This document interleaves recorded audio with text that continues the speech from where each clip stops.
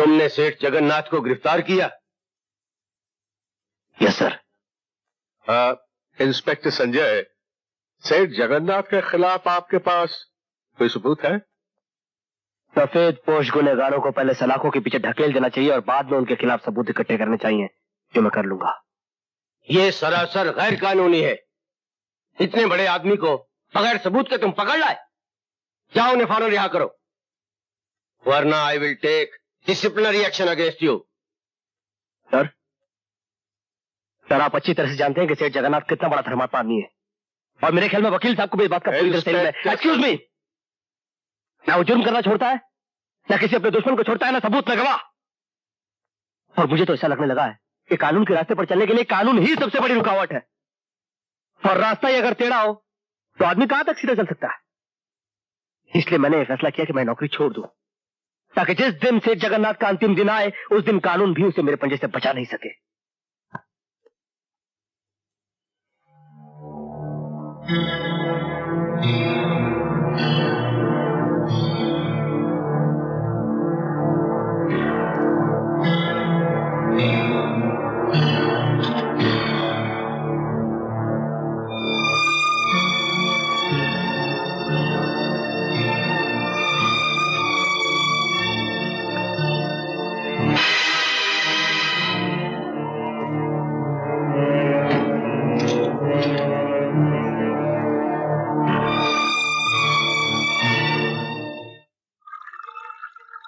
ये लो वफादार गुप्ता, तुम्हारी पहली वफादारी का पहला इनाम।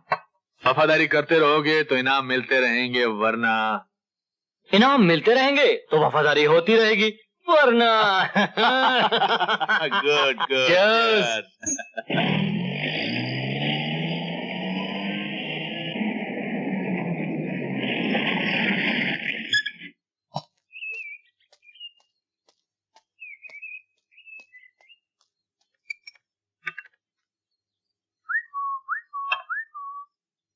सरकार ये आवाज तो सोनम पिछले की लगती है। हुसैन मियाँ, तुम्हारे कान तो नहीं बज रहे?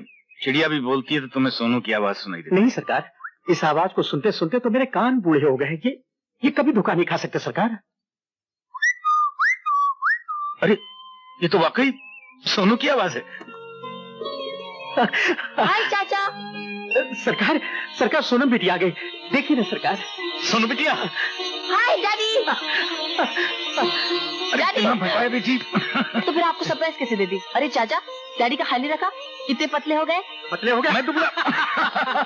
बेटी, इन्हें मुजरिमों को पकड़ने से फुर्सत में तब तो मैं ख्याल रखूं। अरे खैर छोड़ो हुसैन मियाँ, पहले हमें अपनी बेटी को पुलिस की वर्दी में देख लेने दो। माशाअल्लाह, अच्छे सपना। ये सच है पापा? बेटी, मुझे तुम पर बहुत नाज है, तुमने मेरे सपने साकार कर दिए। पर एक बात का ध्यान रखना, पुलिस का फर्ज सिर्फ मुजरिमों को गिरफ्तार करना ही नहीं, बल्कि बेगुनाहों को मुजरिमों की साजिश से बचाना भी है। अपनी वर्दी और अपने फर्ज से कभी दगा मत करना। पापा, आपकी इज्जत मेरी शान है और इस वर्दी का सम्मान करना मेरा धर्म। मुझे यकीन है बेटे। देखो संजय, मैं पुलिस इंस्पेक्टर बनकर आ गई, मुझे मुबारकबाद नहीं दोगे? मुबारकबाद तब दी जाती है सोनम, जब देने वाले को इस वर्दी की अहमियत का एहसास हो। तुम कहाँ खो गए हो संजय? फर्ज और सबूत के चक्कर में अपने आप को तलाश कर रहा हूँ। एक वक्त ऐसा था जब तुम बड़े फख्र से इस वर्दी को अपने सीने पर लगाए हुए घूमते थे, मगर अब तुमने ऐसा क्यों किया संजय? इस बात का एहसास तुम्हें तब होगा जब तुम्हें पता चलेगा कि इस वर्दी की गिरफ्त में कितनी छूट है। सिर्फ एक फोन आने से गुनहगारों की हथकड़ी अदालत के हुक्म के बगैर खुल जाती है। लेकिन तुम बड़ी आसानी से इस वर्दी के सहारे गुनहगारों को बेनकाब कर सकते थे Sanjay.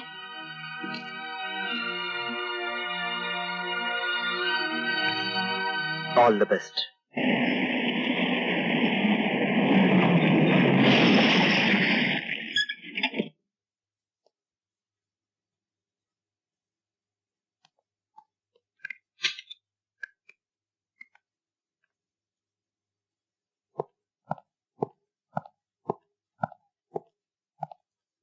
Good morning good morning. Jagannath ji ने आपको बैठने के लिए कहा है। Thank you.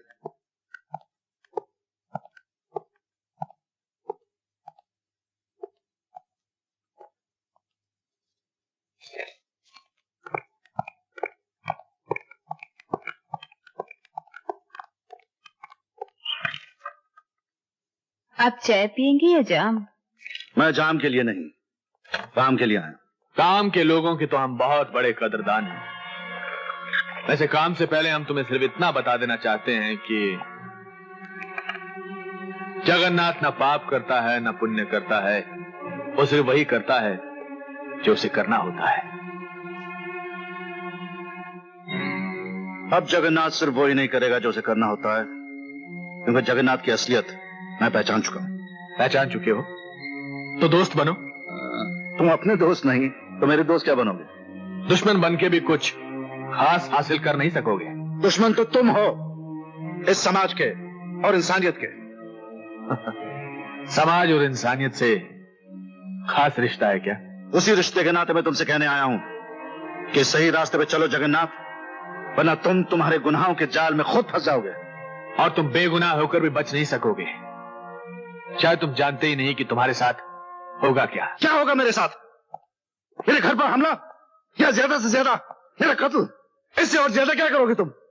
अगर मैं चाहूं तो शाम से पहले तुम्हें कुचल के रख सकता हूं, लेकिन मैं नहीं चाहता कि एक बाप का साया बेकसूर बच्चों के सर से ऊपर उठ जाए। मैं नहीं चाहता कि एक खूबसूरत बीवी को उसके पति की गलतियों की सजा मिले। मेरी बात समझ गए ना? हमारे तुम्हारे रास्ते बहुत अलग अलग हैं डीएसपी अमर। मेरा रास्ता छोड़ दो। अगर नहीं छोड़ सकते तो मुझसे हाथ मिलाओ, मैं तुम्हें सोने चांदी से तोड़ लूंगा।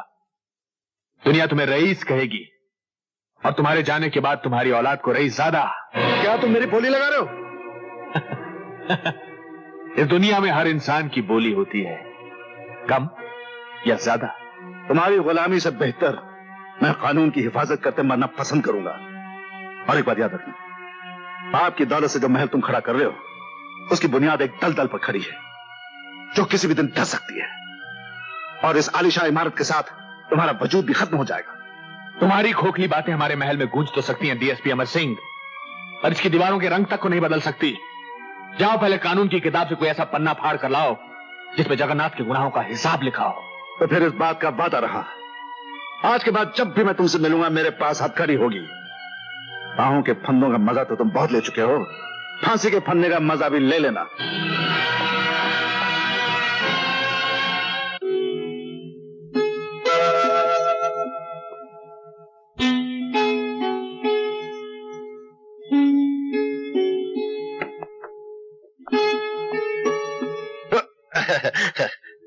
अमर रहेगा तेरा सुहाग, ये मैं आशीर्वाद देता हूं।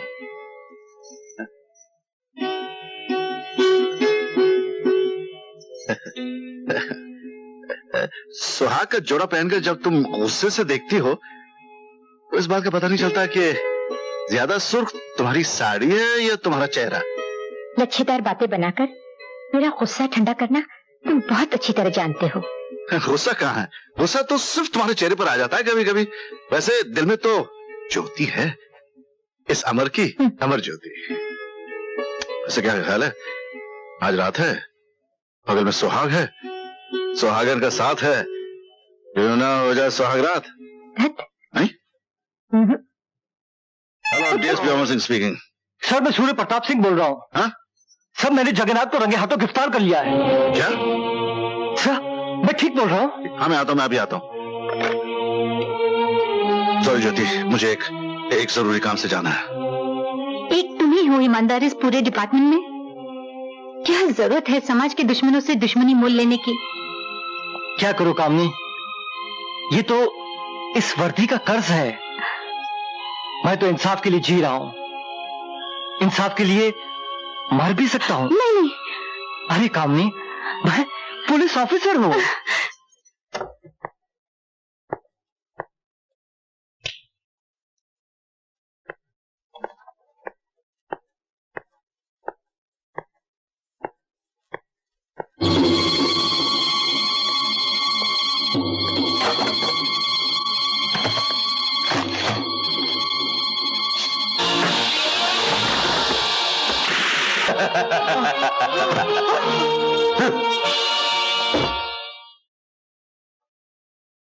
अरे पापा यहाँ से है?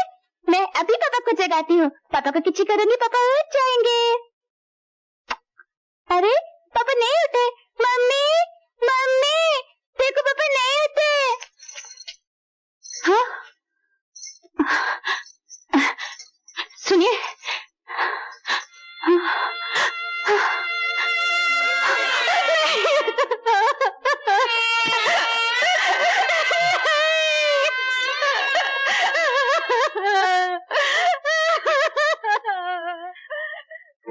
पर मैं आपसे सिर्फ इतना कहने आई हूँ कि वो अर्थी एक ईमानदार और वफादार पुलिस अफसर की नहीं, कानून की है, जो कानून की रक्षा करने वालों की भी रक्षा नहीं कर सकता।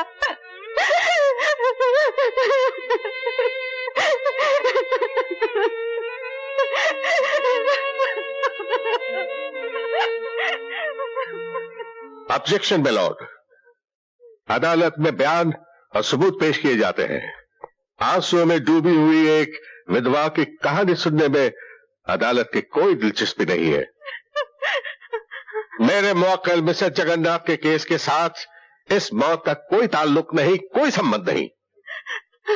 इसलिए मैं दरख्वास्त करता हूं कि मेरे मुवक्किल को बाइज्जत रिहा किया जाए। गवाह इंस्पेक्टर सूर्य प्रताप सिंह की अचानक दुर्घटना में मृत्यु हो जाने की वजह से और सबूत पूरे न होने के कारण ये अदालत मिस्टर जगन्नाथ को बाइज्जत रिहा करती है।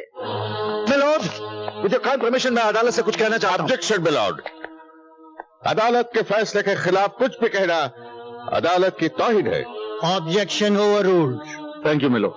मैं कानून और अदालत की तहे दिल से इज्जत करता हूं, पर सच्चाई की आवाज को बयान करना अदालत की तौहीन नहीं है। आपको जो कुछ कहना है कटघरे में खड़े होकर कह सकते हैं। कटघरे में खड़े होने से कानून की आंखों पर जो पट्टी बंधी हुई है वो खुल तो नहीं सकती। मेरी आवाज तो आप भी सुन सकते हैं, जगन्नाथ भी सुन सकता है, जनता भी सुन सकती है। यह रिहाई जगन्नाथ की नहीं, एक गुनाहगार की है। यह मौत एक इंस्पेक्टर की नहीं, यह हत्या कानून की है। और मैं कानून की सौगंध खाकर कहता हूं, मिलॉर्ड, अगर एक सूर्य प्रताप सिंह मरेगा तो कानून हर पल हजारों सूर्य प्रताप सिंह पैदा कर देगा। एक पुलिस वाले की मौत उसके बाकी साथी पुलिस वालों को उस आदमी का जाती दुश्मन बना देती है। जगन्नाथ समाज का दुश्मन है और उसे कानून के शिकंजे में जकड़ने के लिए मैं हथकड़ी पहनाऊंगा, सबूत के साथ, बयान के साथ। We'll see that too.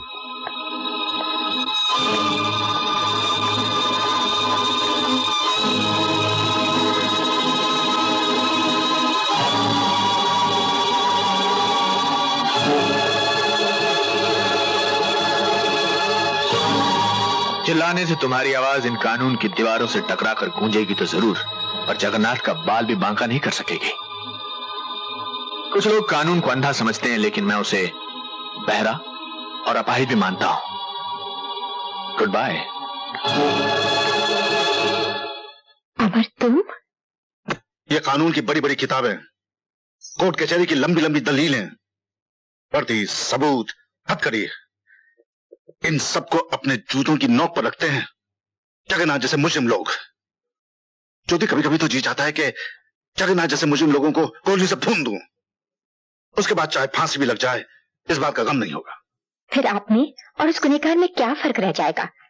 Jagannath के लिए कानून तोड़ने का कोई कानून नहीं है, पर कानून बरकरार रखने के लिए आपके पास बहुत से कानून है। यही वजह है कि आपके लिए वर्दी है और उसके लिए हथकड़ी। उसने सबूत मिटा दिया, आपकी गवाह की जुबान बंद कर दी। आप उसके आदमी को अपना गवाह बना के कटघरे में खड़ा कर दीजिए, जो उसके खिलाफ अपनी जुबान खोल सके।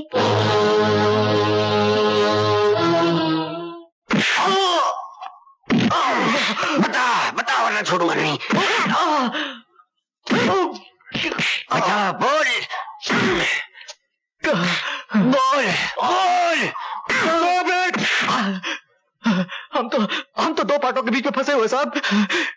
नीचे कानून का, ऊपर जगन्नाथ का। ना तो हम जी सकते साहब और ना मर सकते हैं। दाल रोटी के लिए गुनाह करने वालों को मार के कानून जगन्नाथ जैसे मुजरिम को खत्म नहीं कर सकता। बट सर, बड़ी मछली को पकड़ने के लिए कई छोटी छोटी मछलियों को शहीद होना पड़ता है। अगर मरना है साहब तो क्यों गुनहगार होकर मरो, क्यों ना शहीद होकर अपने पाप धो लो। मैं आपको एक बड़ी मछली का ठिकाना बताता हूँ साहब। कौन सी बड़ी मछली?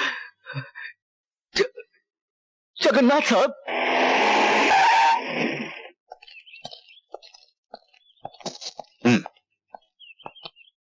हाय अमर, ये क्या है? आप ऑर्डर इशू कर दीजिए सर। अब जगन्नाथ का सर्वनाश मुझे ही करना होगा। तुम तो जानते हो अमर, यही ना कि जगन्नाथ का खौफ समाज के साथ साथ पूरे पुलिस डिपार्टमेंट पर छाया हुआ है। वो हर उस पुलिस वाले को मौत के घाट उतार देता है जो उसके खिलाफ आवाज उठाता है। यही तो वजह है कि हमारा डिपार्टमेंट भी इस केस में हाथ डालने से कतराता है। एक जोड़ी वर्दी और एक भरी पिस्तौल से उस हैवान का मुकाबला नहीं किया जा सकता जिसके पीछे पैसा और सफेद पोश वालों की ताकत है। तभी तो मैं ये साबित करना चाहता हूं सर कि जब ये वर्दी बेदर्दी से पेश आती है तो बड़े बड़े जगन्नाथ जैसे ताकतवरों की अर्थी उड़ जाती है।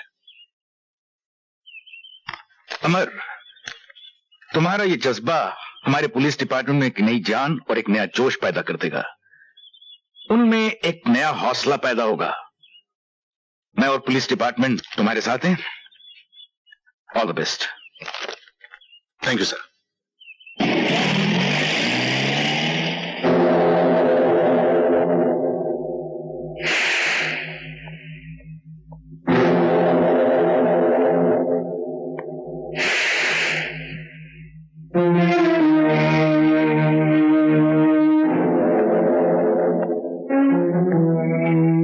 बैठो। धर्मपाल, पुलिस जो इस बंगले के चारों तरफ घेरा डाले खड़ी है उसके जिम्मेदार तुम हो। नहीं साहब, मेरे से गलती हो गई, मेरे को माफ कर देना साहब। अब इस रिवॉल्वर से जो गलती होगी उसके लिए तुम मुझे माफ कर देना। रिवॉल्वर जमीन पे फेंको वरना तुम्हारी खोपड़ी उड़ा दूंगा जगन्नाथ। तुम मेरा कुछ नहीं बिगाड़ सकते डीएसपी अमर सिंह। याद है मैंने तुमसे कहा था फिर जब तुमसे मिलेंगे तो हथकड़ी होगी मेरे पास। तुम्हारे गुनाहों का हिसाब मेरे हाथ में है और तुम्हारे गले की फांसी के फंदे का हिसाब कानून की किताब में है।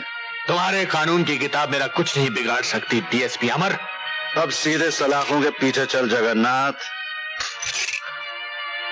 तेरे अनाथ होने का वक्त आ गया है।